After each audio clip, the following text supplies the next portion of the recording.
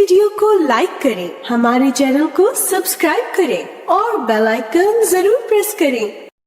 تہجد کا وقت عشاء کے بعد سے طلوع فجر تک، عشاء کے بعد سے طلوع فجر تک نبی صلی اللہ علیہ وسلم نے فرمایا اللہ نے تمہیں مزید ایک نماز عطا کی ہے جو کہ وتر یعنی تہجد ہے، اسے نماز عشاء اور نماز فجر کے درمیانی وقفے میں پڑھ لیا کرو۔ ٹھیک ہے نا، یہ سلسلہ صحیحہ کی حدیث ہے۔ کب سے کب تک ہے تہجد کا وقت؟ عشاء کے بعد سے فجر تک۔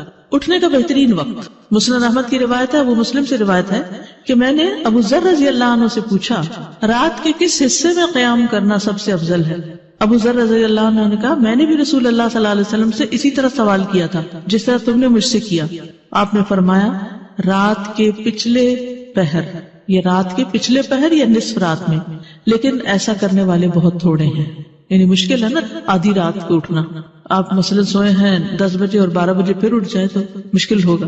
رات کے آخری حصے میں قیام کرنا، جابر رضی اللہ عنہ سے روایت ہے، انہوں نے کہا میں نے نبی صلی اللہ علیہ وسلم کو فرماتے ہوئے سنا تم میں سے جسے یہ خدشہ ہو کہ وہ رات کے آخر میں نہیں اٹھ سکے گا تو وہ وتر پڑھ لے پھر سو جائے، اور جسے رات کے قیام کا یقین ہو وہ رات کے آخر میں وتر پڑھے، کیونکہ رات کے آخری حصے میں قرات کے وقت حاضری دی جاتی ہے اور یہ بہتر ہے۔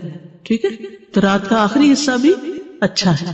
آخری پہر دعاؤں کی قبولیت کا وقت بھی ہے۔ عمرو بن عبسہ سے مرفوعاً روایت ہے کہ رات کی نماز 2 رکعت ہے اور رات کے آخری حصے میں دعا سب سے زیادہ قبول ہوتی ہے، رات کے آخری حصے میں دعا سب سے زیادہ قبول ہوتی ہے۔ نبی صلی اللہ علیہ وسلم کے اٹھنے کا وقت، مسروق سے روایت انہوں نے کہا میں نے عائشہ رضی اللہ عنہا سے پوچھا کہ نبی صلی اللہ علیہ وسلم کو سب سے زیادہ کون سا عمل پسند تھا؟ انہوں نے فرمایا وہ عمل جو ہمیشہ ہوتا رہے۔ میں نے کہا آپ رات کو کب اٹھتے تھے؟ انہوں نے فرمایا جب مرغ کی آواز سنتے تو اٹھ جاتے۔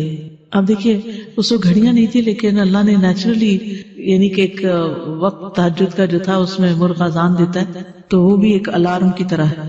آپ کو پتہ ہے کراچی کا تو کچھ نہ پوچھے، اس لیے کہ فرسٹ ٹائم کراچی میں میرے ساتھ یہ ایکسپیرینس ہوا کہ رات کے وقت کبھی بول رہے، رات کے وقت کبھی بول رہے تھے، یہ فرسٹ ٹائم میں نے دیکھا۔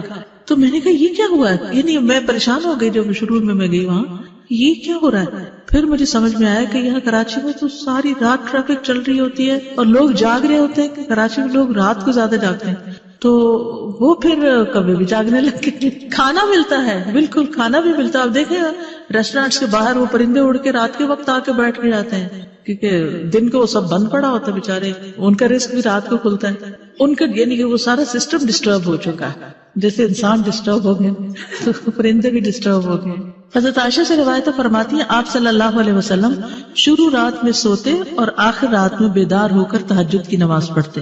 نبی صلی اللہ علیہ وسلم کا نصف رات کو اٹھنا، آدھی رات کو، یہ وہ حضرت ابن عباس والی روایت ہے جس میں ابن عباس آپ صلی اللہ علیہ وسلم کے گھر میں آ کر رکے تھے اور پھر جب آدھی رات گزر گئی تو آپ بیدار ہو کر تہجد پڑھنے لگے۔ نبی صلی اللہ علیہ وسلم کا سحری سے قبل نماز سے فارغ ہونا، حضرت عائشہ کہتی ہیں کہ جب سحری کا وقت ہوتا تو میں نبی صلی اللہ علیہ وسلم کو اپنے پاس سویا ہوا ہی پاتی، یعنی آپ تہجد پڑھ کے دوبارہ سو جاتے تھے۔ حضرت عائشہ سے روایت بیان کرتی ہیں کہ بلا شبہ اللہ عز و جل رسول اللہ صلی اللہ علیہ وسلم کو رات میں جگا دیتے، چنانچہ صبح نہ ہو پاتی کہ آپ اپنے معمول کی عبادت سے فارغ ہو چکے ہوتے تھے۔